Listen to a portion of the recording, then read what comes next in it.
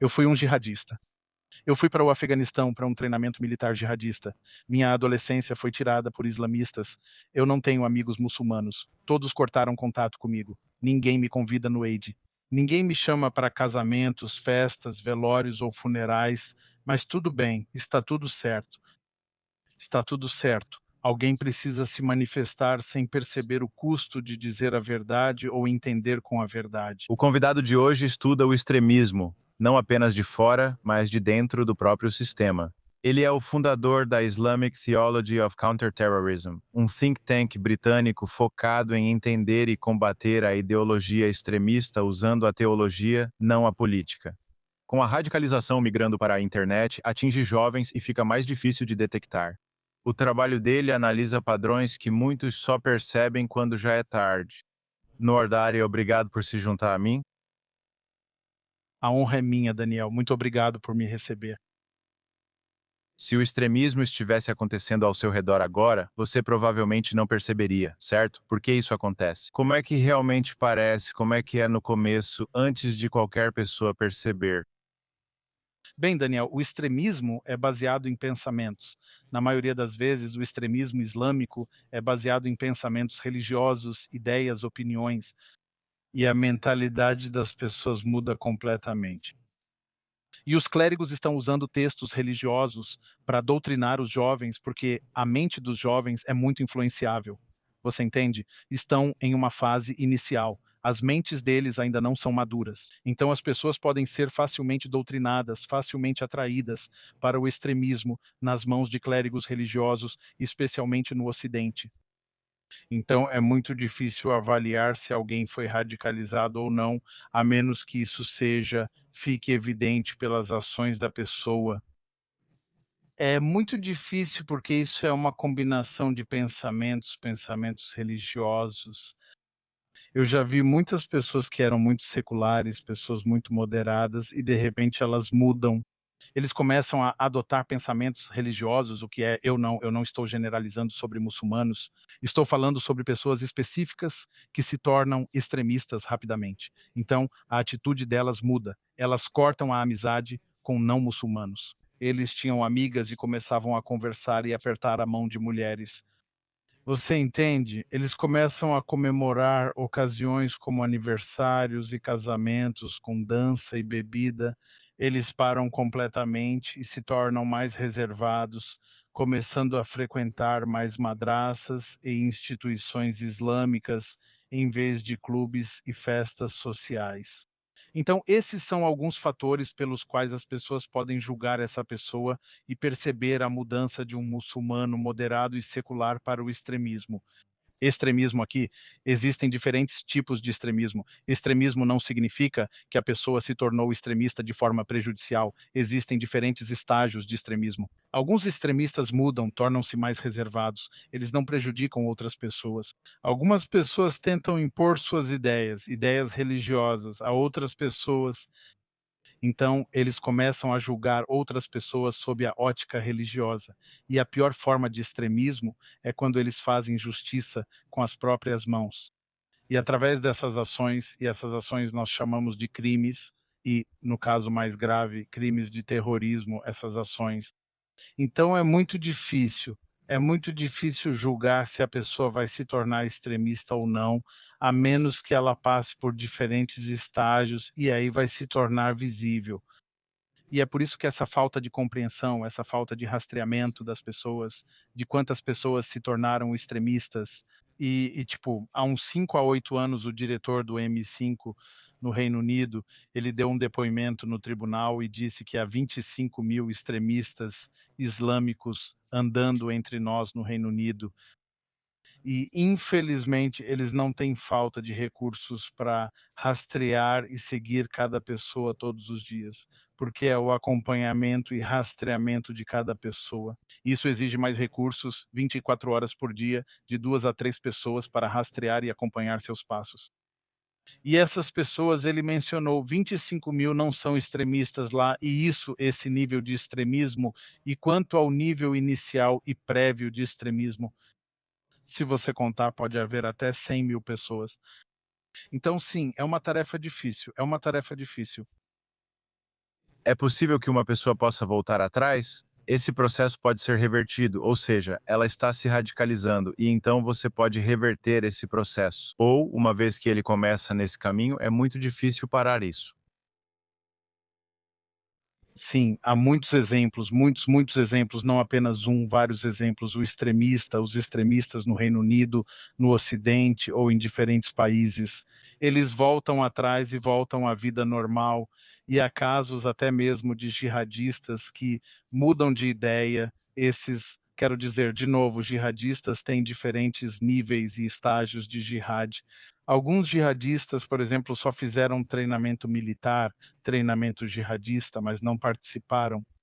Qualquer ato de terrorismo, até mesmo aqueles de nível mais alto entre os jihadistas, aqueles que cometeram um ato de terrorismo ainda assim. E então, algumas dessas pessoas mudaram de ideia antes de serem presas, outras depois de serem presas, passaram por um processo de radicalização e desradicalização, não no Ocidente, mas em países árabes, na Arábia Saudita. Existem muitos exemplos, há centenas de terroristas do ISIS. Eles foram reintegrados à sociedade na Arábia Saudita e também na Indonésia. Eles passaram pela reabilitação nos centros e foram desradicalizados em um programa bem-sucedido.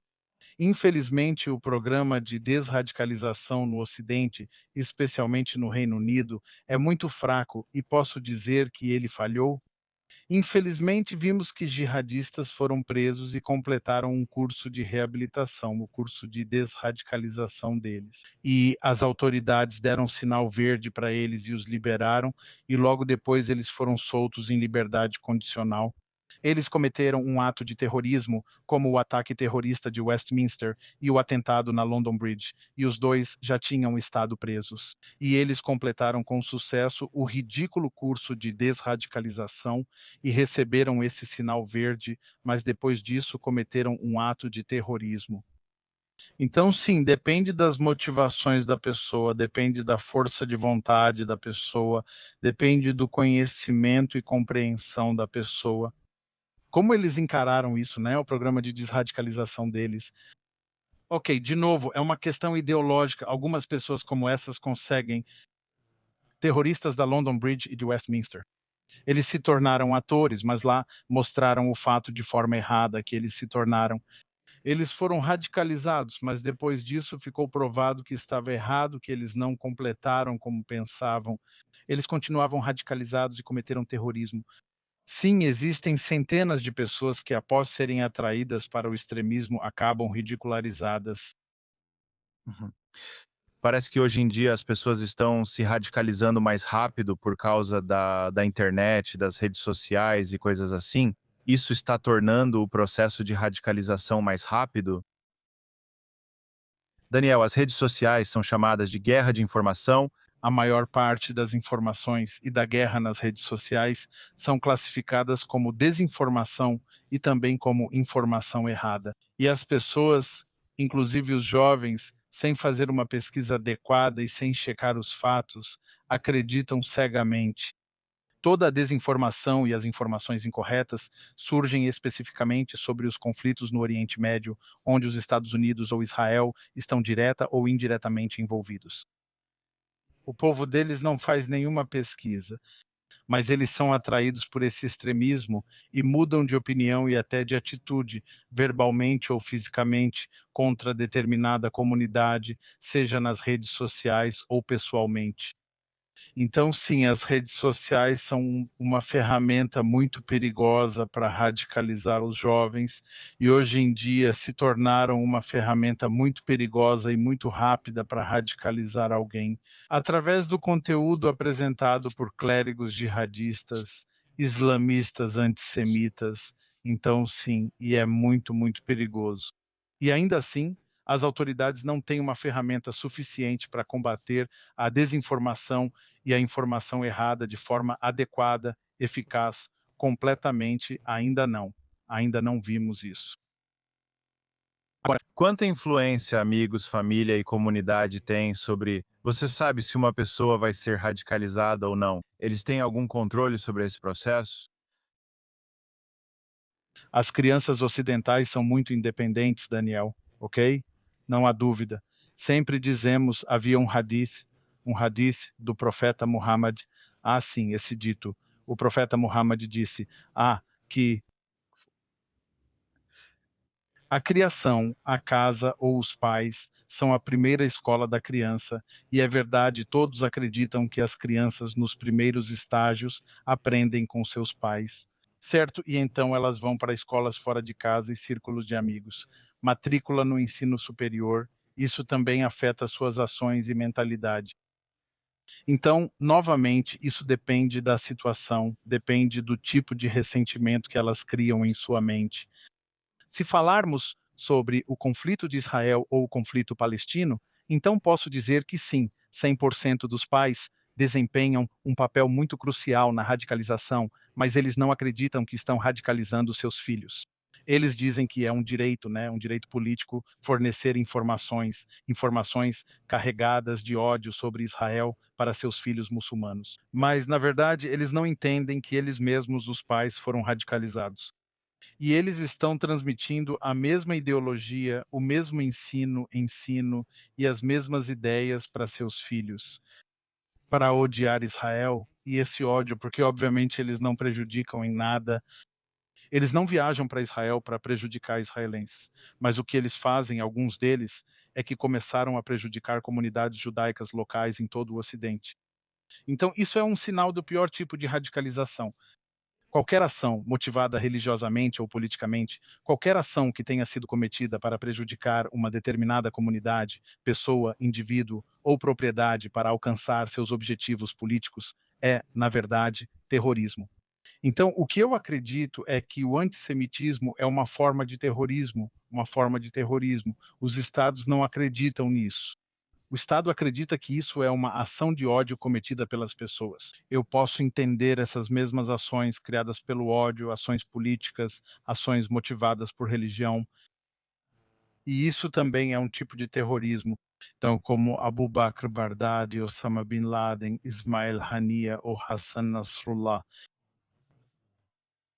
O que você acha? Essas pessoas são jihadistas. Eles também são antissemitas. Então, suas ideias antigas são baseadas no ódio contra os ocidentais, contra não muçulmanos, especialmente contra israelenses. Todos esses jihadistas são antissemitas, mas nem todo antissemita é jihadista. Mas sim, todos os jihadistas são antissemitas. Então, sim, os pais, amigos, famílias, especialmente os colegas de escola, eles motivam as pessoas, seus amigos. Muitos são atraídos para o extremismo, especialmente aqueles envolvidos em conflitos transfronteiriços, especialmente os do Oriente Médio. Sim, Você mencionou que parece haver mais incidentes antissemitas quando Israel está em guerra. Acho que porque as pessoas correlacionam a guerra de Israel com os judeus do mundo todo, mas isso não acontece com nenhuma outra raça ou país. Quando a Rússia está em guerra, por exemplo, os russos não são alvo no mundo todo, certo? Então, o que você acha que existe especificamente sobre Israel e os judeus que faz com que eles sejam alvo e colocados todos no mesmo saco? Dani, essa é uma ótima pergunta, meu amigo. É isso que estamos sempre dizendo. Por que especificamente os judeus? Existem conflitos como o Iraque, que matou mais curdos. A Turquia matou mais curdos do que israelenses ou palestinos mortos no conflito de Israel. Ou sírios. O regime de Assad matou mais de 1 milhão de sírios. Sem protestos, sem greves, sem desestabilizar o sistema político e democrático, sem bloquear as ruas, sem gritos de guerra, nada disso. Por quê? Por quê? Porque eles sempre dizem, infelizmente, sem judeus, sem notícias. Eles entendem. Isso é ódio cultivado por décadas na mente das pessoas. Eles não se importam. Qualquer outro conflito, seja entre países europeus ou não europeus, conflito entre países do Oriente Médio politicamente, ou conflito entre um país muçulmano e outro país muçulmano, ou até mesmo quando seu próprio povo usa armas químicas contra civis. Os muçulmanos ocidentais, eles não se importam, mas basta uma única bala disparada por um soldado israelense contra os palestinos. Eles não pesquisam nem querem saber quem era o palestino, terrorista, criminoso ou ladrão. Não, eles imediatamente começam a culpar os israelenses, dizendo que eles são assassinos de crianças. Eles são anti-islã, eles são contra muçulmanos, isso e aquilo. Há tantos, eles controlam o Banco Mundial, eles controlam o mundo, eles controlam o sistema bancário, eles controlam os governos, eles controlam a mídia. Essas acusações não são novas, especialmente para pessoas, especialistas e intelectuais. Ao ler a história, vejo que são as mesmas feitas pelos nazistas na Alemanha. Mesmas acusações, mesmas imputações de culpa, elas continuam acontecendo. Onde quer que os judeus estejam indo, vivendo ao redor do mundo, essas acusações e culpas infelizmente os seguem dia e noite. E alguma coisa está acontecendo? E, obviamente, as pessoas aparecem com suas razões. Elas começam a culpar e acusar os judeus. Israelenses tentam prejudicar judeus israelenses ao redor do mundo por qualquer meio. Colocam pressão sobre os governos democráticos ocidentais para mudarem sua narrativa, narrativa política ou comércio, ou acordos, e reconsiderarem suas decisões com o Estado de Israel. Eles não entendem que Israel é o mesmo tipo de país que um país ocidental e que Israel tem o direito democrático de defender o país, o povo e sua sociedade contra terroristas. Se esse tipo de terrorismo acontecer nos Estados Unidos, no Reino Unido ou em qualquer outro país ocidental, ou até mesmo em países asiáticos ou árabes, eles vão reagir com força extrema sem considerar os direitos humanos das outras pessoas. Mas eles não percebem que as forças de defesa de Israel, você sabe, seguem todos os princípios dos direitos humanos. Eu entendo que erros de guerra acontecem. Guerra é guerra, obviamente. As balas não sabem, você sabe quem é a pessoa do outro lado. Mas sim, essas acusações e a culpabilização dos judeus continuam há mais de um século. Não é nada novo. Se você perguntar a qualquer judeu, a qualquer pessoa judia, ele vai dizer: nós já nascemos sob essas acusações. Na verdade, nascemos sob essas acusações. Até mesmo os pais ou avós deles nasceram sob essas acusações, infelizmente. E se esse tipo de atitude não for combatido corretamente, me desculpe dizer, infelizmente, a futura geração de judeus vai enfrentar o mesmo tipo de ódio e as mesmas acusações novamente. Então, infelizmente, agora, antes eram os nazistas, os europeus, e agora nós, a nossa comunidade muçulmana, sem perceber, sem pensar, estamos seguindo a mesma ideologia nazista. E realmente é uma vergonha, realmente uma vergonha. Uhum. Agora, você pessoalmente tomou uma posição pública contra esse extremismo, contra o antissemitismo. O que te motivou a fazer isso e qual foi o custo pessoal para você? Daniel, talvez você saiba disso, ou parte do público talvez não saiba. Estive pessoalmente envolvido e fui atraído pelo extremismo islâmico radical no Paquistão na adolescência. Eu era um jihadista. Fui ao Afeganistão para um treinamento militar jihadista. Graças a Deus, eu não cometi nenhum ato criminoso, crime semelhante ou crime mais grave ou terrorismo, graças a Deus. Eu, pessoalmente, sabe, sou vítima da islamização, vítima da radicalização jihadista. Eu sei mais do que essas pessoas que só têm experiência educacional e experiência de campo atrás do computador. Eu mesmo estive no campo. Fui atraído pelo extremismo e pela radicalização jihadista. Passei anos no Afeganistão e no Paquistão e posso entender melhor a mentalidade dos jihadistas, dos extremistas. Minha adolescência já tinha sido arruinada quando fui atraído para o extremismo. Esses eram os anos em que eu poderia ter estudado mais na universidade. Eu poderia ter melhorado meu futuro naquela época. Eu fui. Mas isso já passou. Minha adolescência foi tirada por islamistas. Mas eu não quero isso para a nova geração. Não quero vê-los sendo levados ao extremismo. Não me sinto confortável em ver os jovens da minha comunidade sendo levados e seguindo o mesmo caminho que eu segui no passado, por engano. Então, o que eu digo é que não é fácil, não é um caminho fácil. Não é. Especificamente, existem dois tipos de especialistas em extremismo no Ocidente, especialmente no Reino Unido. São aqueles especialistas que estão trabalhando incansavelmente combatendo narrativas extremistas politicamente, religiosamente, suas queixas por qualquer meio, escrevendo livros, discursos, dando palestras, e eles estão trabalhando contra o extremismo islâmico, terrorismo, radicalização de organizações jihadistas. Mas quando eu vi do que estou falando, não vou citar nomes, não quero citar nomes, eu vi alguns extremistas e alguns especialistas em combate à radicalização, extremismo islâmico. Fiquei muito impressionado com o trabalho deles e ainda estou impressionado. Eles fizeram um trabalho incrível contra as narrativas islamistas. Mas, infelizmente, eu vi esses especialistas muçulmanos,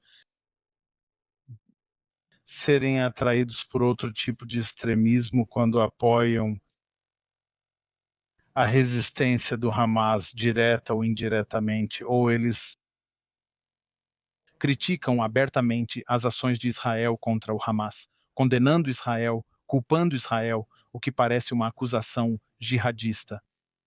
Isso realmente me chocou, Daniel. Fiquei muito chocado. Estou muito surpreso com essas pessoas. Eu me inspirei neles. Essas pessoas, eu estava lendo sobre elas e citando, dando seus nomes como exemplos, especialistas muçulmanos contra o extremismo islâmico. Eles mesmos foram atraídos ao extremismo.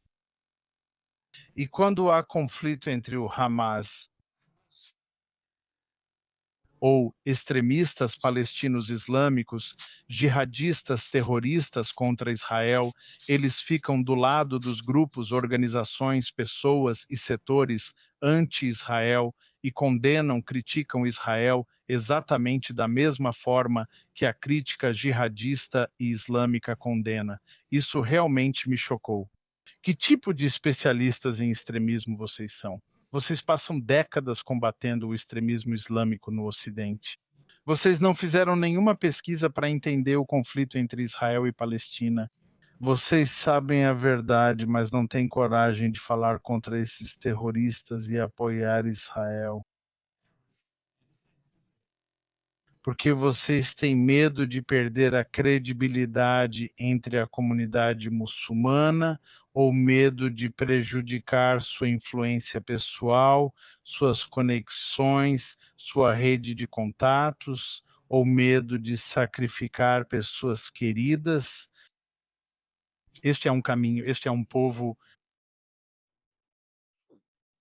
Diga a verdade e se oponha à falsidade. Isso no Alcorão diz, wajal haq, wajal haq. E diz, é como no Alcorão diz, tipo, fique do lado da verdade. Tudo bem e rejeite a falsidade. Sim. Então, Daniel, o que eu estou tentando dizer é que é um caminho difícil. Eu poderia facilmente focar no Islã, combater o islamismo no Reino Unido e viver uma vida muito confortável, muito fácil e pacífica entre os muçulmanos, como outros fazem. Escolhi um caminho diferente, combater tanto o extremismo islâmico quanto o antissemitismo. Combater o ódio não só no Reino Unido, mas em todo o mundo. Combater o ódio não só no Oriente Médio ou no Ocidente, mas é difícil em Israel. Combater aqueles islamistas palestinos, não estou falando dos jihadistas islamistas palestinos em Gaza, na Cisjordânia, que diariamente tentam atacar israelenses. Esse caminho não é um caminho fácil. Você tem que. Eu já sacrifiquei tantas coisas. Tantas coisas, obviamente. Meus pais, minha família, meu pai, meus irmãos, irmãs, primos, amigos. Mesmo no Reino Unido, eu não posso trabalhar livremente na área muçulmana. Eu realmente não posso de verdade rezar na mesquita. Eu não posso exercer livremente meu direito político no Reino Unido de falar abertamente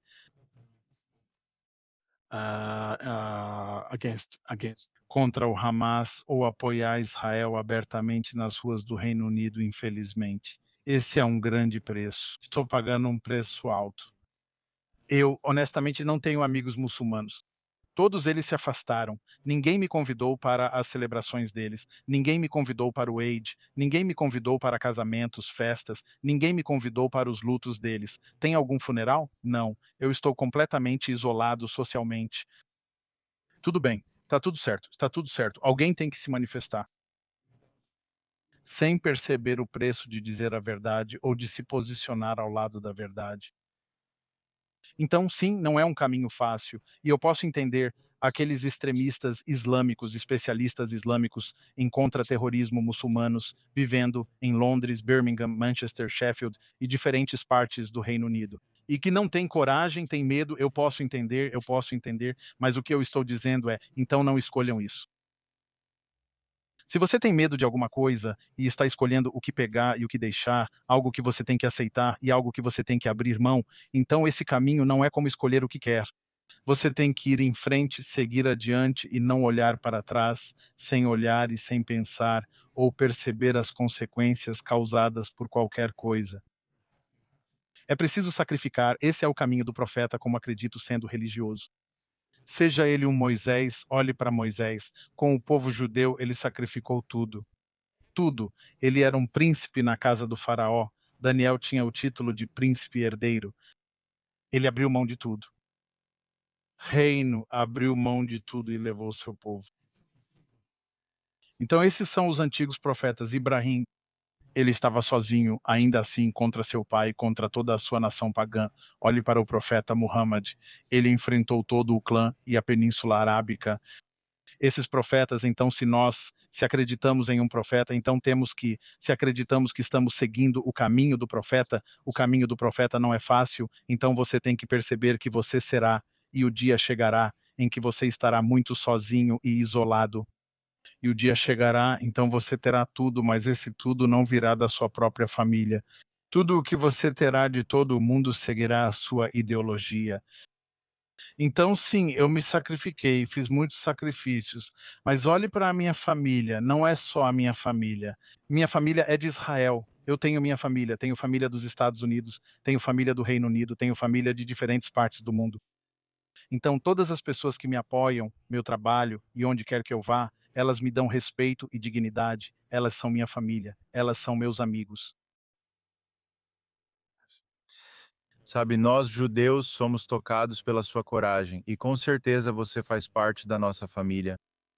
Muito obrigado. A honra é realmente minha, realmente minha. A honra é minha, com certeza. Agora você visitou recentemente Auschwitz com uma delegação muçulmana. Que impacto essa experiência teve em você pessoalmente? Como isso fez você se sentir? Como isso mudou sua visão sobre o mundo atualmente?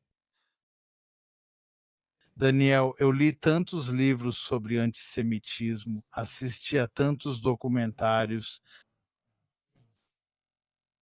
e, obviamente, desde que me conectei com Israel, sei muito sobre o Holocausto, li muitos artigos de pesquisa, mas nunca visitei Auschwitz. Eu não tive a chance de visitar Auschwitz nos últimos anos, desde que comecei a apoiar Israel. Infelizmente, eu não tive essa oportunidade. Ah, essa foi a primeira vez que fui lá. E ah, não posso dizer que foi um grande prazer. Posso dizer que esse é o lugar, Auschwitz. Foi o lugar mais horrível e repugnante que já vi e visitei em toda a minha vida. Isso me lembra os gritos de crianças inocentes, os sentimentos horríveis, a dor e o sofrimento de mulheres inocentes, de pessoas judias, jovens e idosas que foram impiedosamente assassinadas, massacradas sistematicamente. A palavra genocídio é uma palavra muito fácil. A palavra genocídio é comum, não tenho outras palavras para usar. Isso foi uma limpeza sistemática. Isso não foi um assassinato, isso foi o assassinato da vida humana, foi a eliminação completa, o extermínio eh, da, da identidade judaica, da própria ideia de identidade judaica. Foi um assassinato em massa dos sonhos deles. Foi uma tentativa fracassada de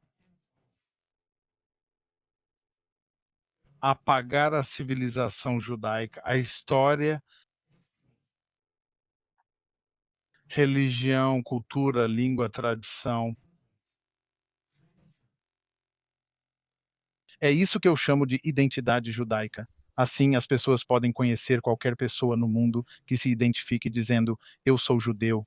E o que eu vi, havia fotos, havia documentários em filmes sobre os nazistas, e eu vi cabelos de mulheres que eles usavam em seus têxteis. Eu vi os óculos das pessoas, objetos, milhares e milhares. Eu vi muletas de idosos, pessoas com deficiência, botas. I've seen Eu vi os portos sendo usados, eu vi a marcha da morte por 200 quilômetros com fome. Eles marchavam, houve uma parte da marcha, depois começava com 300, 500 e 700 quilômetros, câmaras de gás. E uma coisa horrível, Daniel, eu vi o prédio número 10. Houve experimentos em pessoas, experimentos médicos. Eu não consigo acreditar nisso. Eles cortaram as veias deles, eles cortaram partes do corpo, a vida, e faziam perguntas para eles. Quanta dor você sente? Você sente quanta dor? Eles faziam experiências com a dor em pessoas vivas. Isso é uma coisa horrível. Isso é chamado de holocausto. As pessoas não entendem as cenas horríveis, o horror. Eu nem consigo dizer os anos. Uma pessoa normal consegue pensar nisso por alguns minutos. Hoje em dia, minutos e segundos mostram que as pessoas enfrentam a dor criada pelos experimentos dos nazistas nelas, em seus filhos, crianças inocentes, nas câmaras de gás. E honestamente, Daniel, muito francamente, estou te dizendo, eu não gostaria de ir novamente. Eu não aguento essa dor. E deixa eu te contar uma coisa: havia tantas delegações de diferentes países, dos Estados Unidos, do Reino Unido, de toda a Europa, da Europa Ocidental, Oriental, Meridional e Central, todas as delegações. Infelizmente, eu não vi nenhuma delegação de muçulmanos de país muçulmano, nada, de jeito nenhum. E eu estava conversando com o Imam Shalkumi e disse: Imam, há mais de 7.000, cerca de 7.000, a 8.000 pessoas.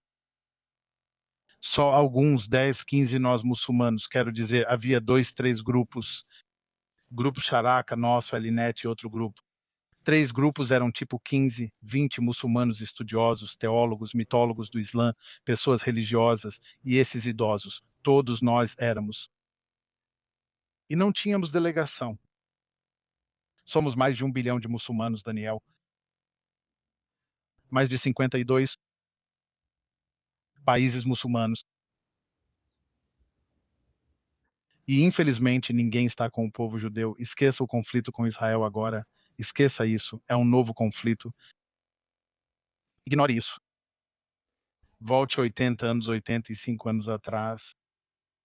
Israel não existia então, nem havia conflito com eles. Eram só judeus contra toda a Europa. E agora ninguém consegue demonstrar solidariedade a eles. Nem sequer uma pessoa para vir e visitar. Nenhum muçulmano vai vir, você sabe, para mostrar empatia e solidariedade ao povo judeu, dizendo que estamos com vocês. Sentimos a sua dor, sentimos o seu luto. Foi uma grande vergonha para mim.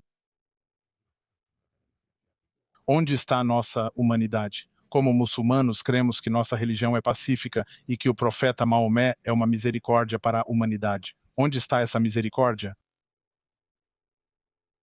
Onde está a misericórdia? Onde vocês estavam? Quando todo ano o povo judeu se lembra, e eles vão continuar lembrando até o dia do juízo, até o último dia criado por Deus, eles vão lembrar todo ano. Eles vão lembrar de seus entes queridos, de como tentaram apagar completamente a história dos judeus. Onde estão os muçulmanos? Eles dizem: ah, nós apoiamos, não somos contra os judeus. Então, onde vocês estão se não são contra judeus? Eu não consigo descrever meus sentimentos. No dia em que visitei, me senti muito envergonhado. E eu, quando você encontra qualquer muçulmano, eles vão a Meca e Medina para fazer Hajj e Umrah em peregrinação todo ano, uma vez, duas vezes, três vezes. Eles têm passaporte britânico, americano, canadense, europeu. Eles podem viajar por mais de 140, 160 países ao redor do mundo sem nenhum visto. Eles não têm coragem de ir e pedir, você pode vir trazer lá. E aqueles velhos antissemitas são todos islamistas, todos muçulmanos antissemitas. Não estou dizendo islamista, alguns islamistas, não todos são antissemitas, certo? Aos velhos muçulmanos antissemitas do Reino Unido, Europa, Canadá e América, digo: ok, vocês odeiam Israel, é um direito político de vocês. Vocês odeiam judeus. Vocês não têm o direito de odiar judeus, mas vocês estão odiando judeus. Ok, sem problema. Uma vez, pelo amor de Deus, só uma vez. Tragam sua família, seus filhos, seus entes queridos, as pessoas mais próximas, seus idosos, seus pais, mães, avós, suas esposas, seus filhos, netos. Venham pedir uma visita e mostrem a eles sua história e perguntem aos seus filhos o que aconteceu com eles. O que vocês acham? Foi justificado? Seus filhos vão ler tudo como o filho ocidental fez e vão responder: seja o que acontecer, o dia será horrível. Eles voltam e se sentam com o povo judeu, choram todo ano. Então lembre-se disso. Pelo amor de Deus, eu sempre digo, pelo amor de Deus, até quando você vai continuar com esse ódio contra essa comunidade? Por quanto tempo eles se sacrificaram? Não é de agora. O Holocausto é só o genocídio moderno. Eles sofrem genocídio há 5 a 7 mil anos. Mesmo na Palestina, sob mandato britânico, ocorreram pogroms, inclusive em países árabes muçulmanos. Não havia judeus vivendo nesses países. 1 milhão de pessoas foram expulsas do Oriente Médio. Por quê? Porque eles são judeus. Isso é justiça? Isso não é justiça. Eles são humanos. Isso é injusto. E mesmo assim você está criticando cada judeu no mundo inteiro. Sem judeus, sem notícias. O que é isso? Isso é odioso. Até quando vocês vão continuar com esse ódio? Eu posso perguntar isso à minha família muçulmana. Até quando? Tudo o que aconteceu no Holocausto com o povo judeu, se 0,1%, Deus me livre, 0,1% disso acontecesse com a comunidade muçulmana, vocês chorariam pelo mundo inteiro. Por todo o tempo, até o dia do juízo final, vocês chorariam por apenas 0,1% do que ocorreu. Olhe para a paciência deles, olhe para a resiliência deles. Eles ainda sobrevivem e amam a vida. Eles ainda se lembram das ruínas do Holocausto e dessa história sombria, transmitindo isso por gerações há milhares de anos. O que aconteceu conosco por sermos judeus e eles ainda prosperam, sobrevivem, passam seu tempo vivendo como seres humanos, e dedicam seus dias e noites a invenções para servir à humanidade. Daniel, desculpe, fico emocionado, mas estou muito impressionado. Me senti acolhido ao ver isso, quando percebi que entre 7 mil pessoas não havia nenhuma delegação de país muçulmano, senti de verdade. Sim.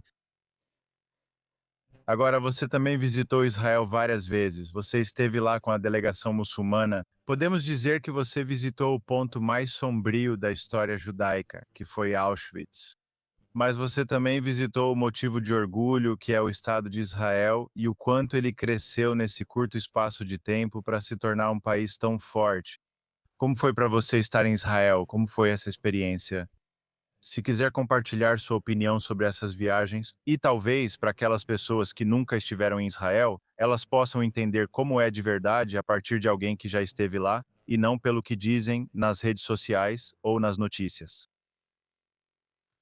Daniel, quando eu digo, eu estive algumas vezes em Israel, sinceramente, e sempre que vou lá, sinto que é como se fosse minha casa, é como se fosse meu país de origem.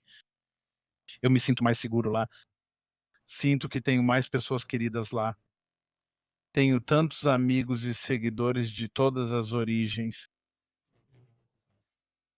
E o que eu vi não se trata de tratamento de como eles me tratam a mim mesmo, mas eu sempre observo como eles tratam outras comunidades, outras culturas, outras religiões, outras nações que vivem lá.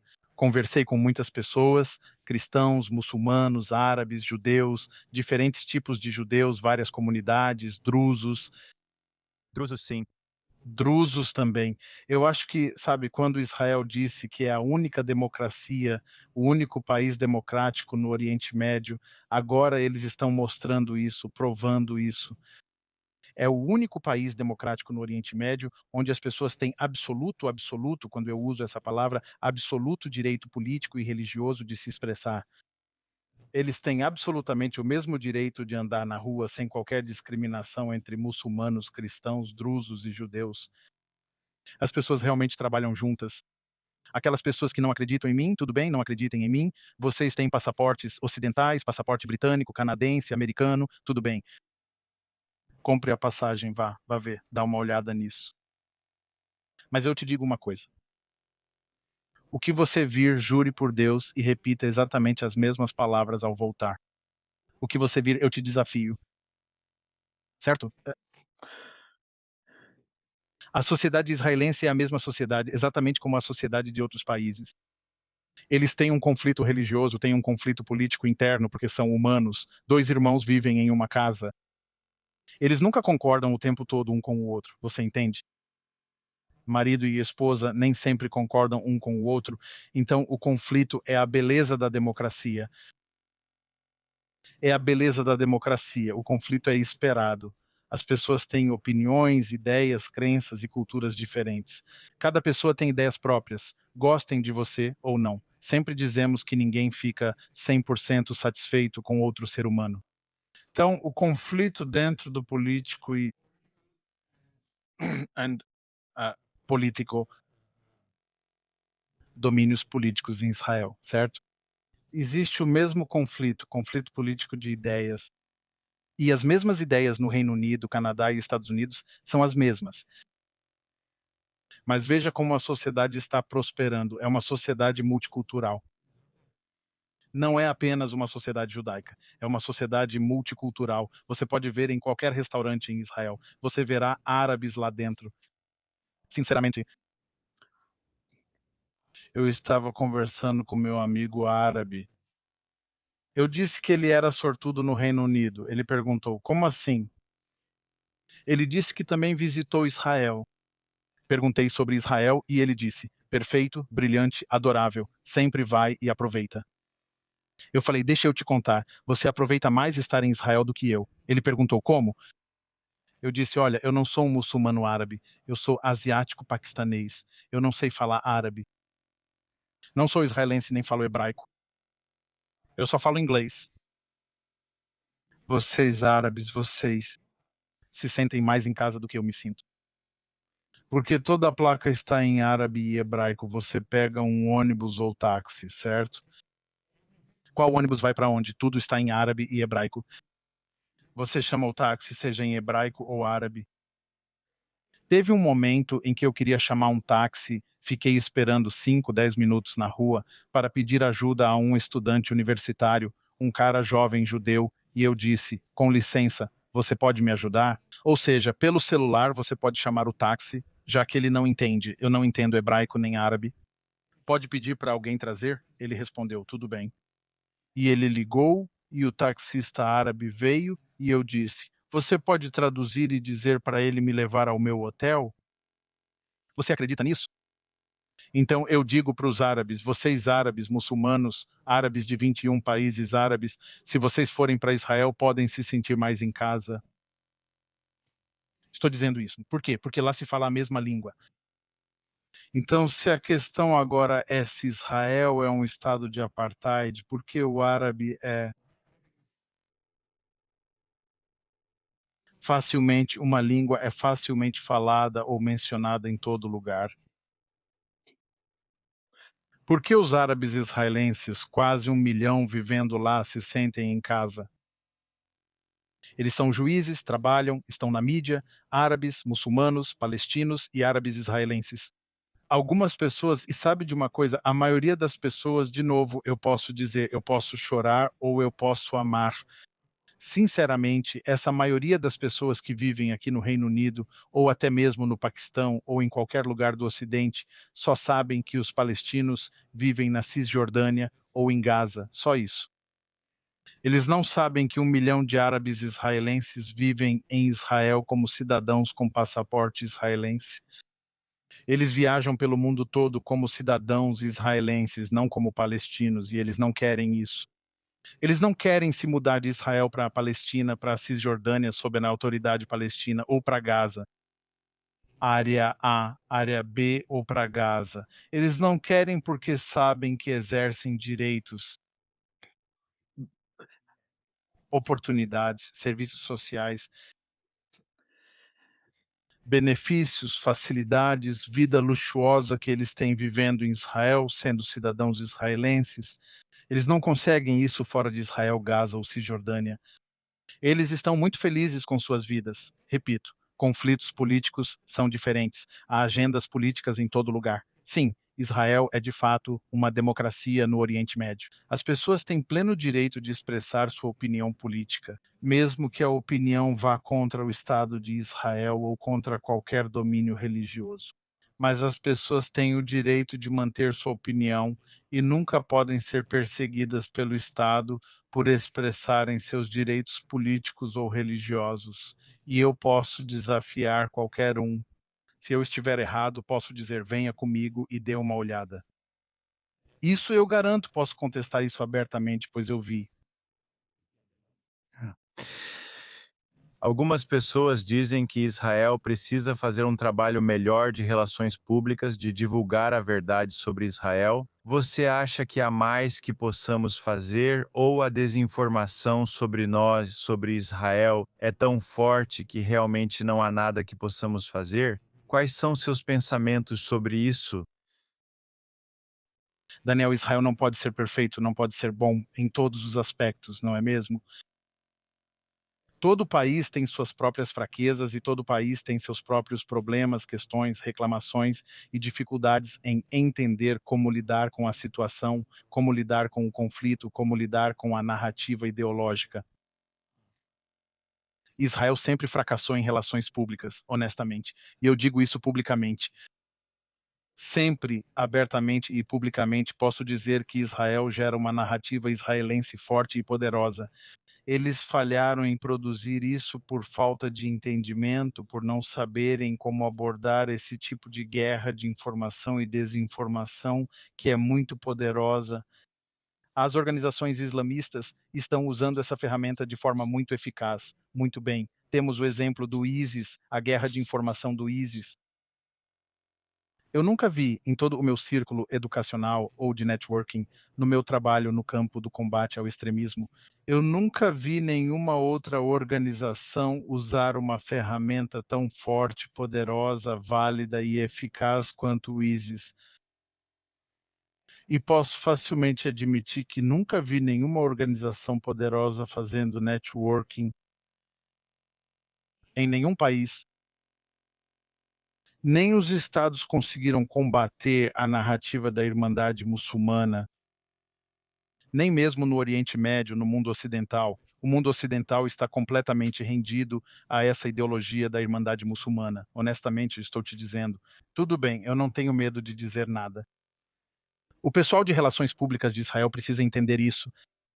They have Eles têm que pensar um pouco além, porque às vezes o que acontece, posso te dizer honestamente, Daniel, às vezes o que acontece, isso é da natureza humana. Quando temos mais poder, poder sobre os outros, nos tornamos arrogantes. Você entende? E aí a gente não vê, não quer se colocar, a gente não se rebaixa por um tempo para conseguir entender as outras pessoas de forma eficaz, para chegar ao nível daquela pessoa. E às vezes os israelenses se tornam arrogantes. Você entende? E eles não entendem. Eles são, posso dizer, tipo, deixa eu te contar uma coisa.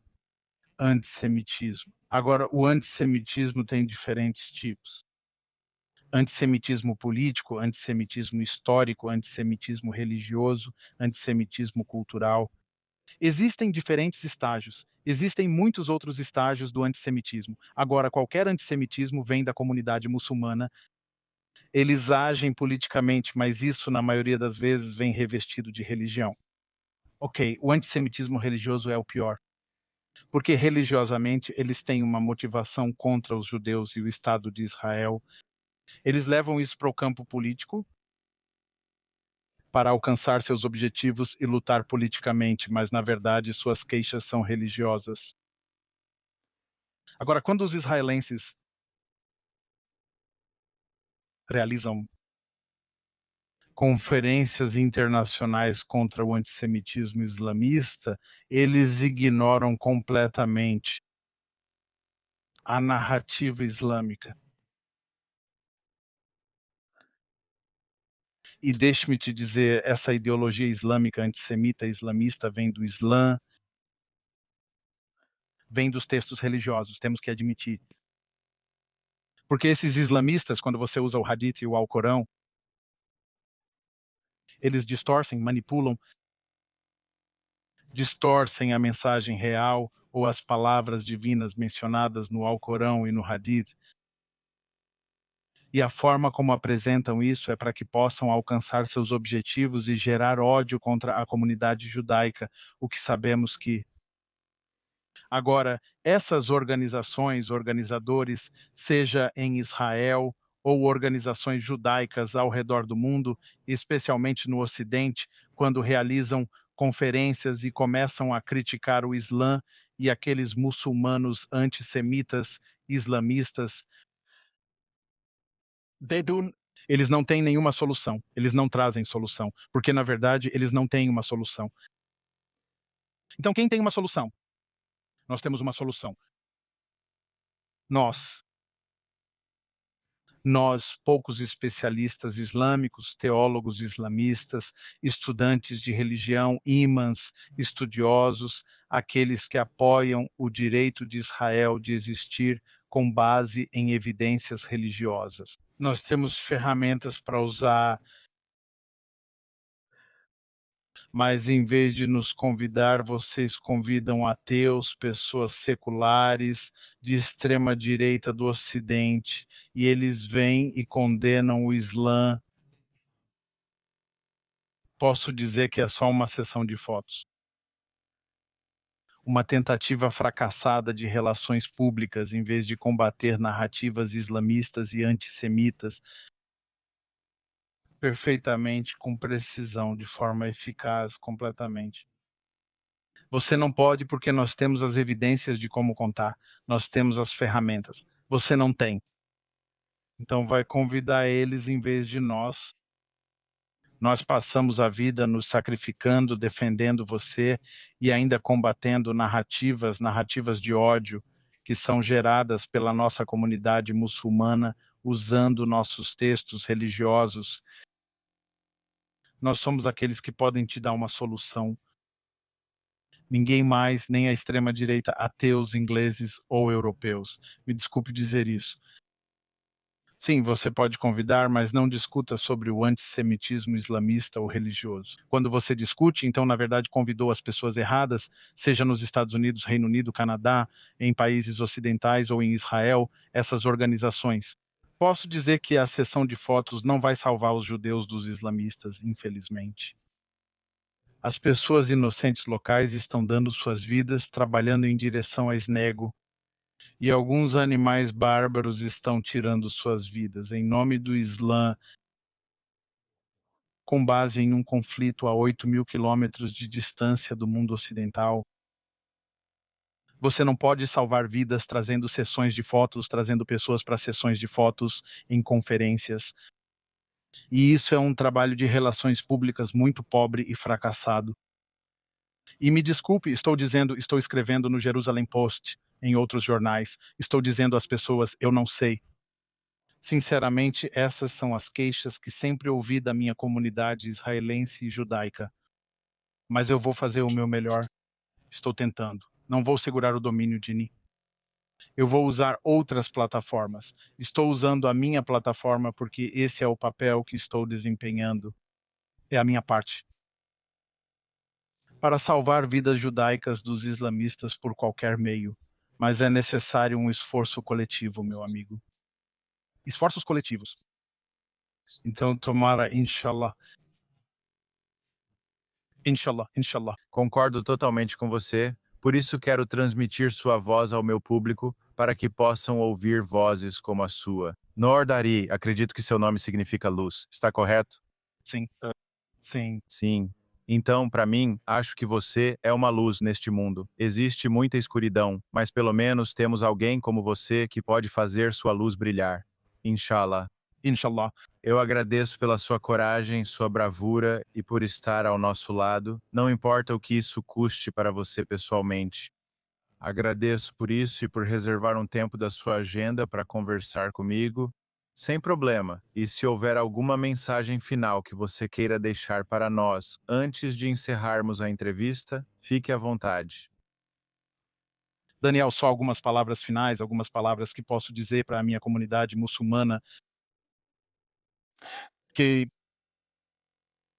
odiar alguém especificamente por motivos religiosos ou políticos não é uma solução. Por exemplo, você fala Palestina livre, por exemplo, diz Palestina livre, a Palestina não será livre porque você odeia ou ataca judeus, ou grita palavras de ordem prejudiciais contra a comunidade judaica. Isso não levará a esse objetivo. Se você quer acabar com esse conflito entre as duas nações, os dois povos, então você precisa usar um caminho bem democrático. Venha,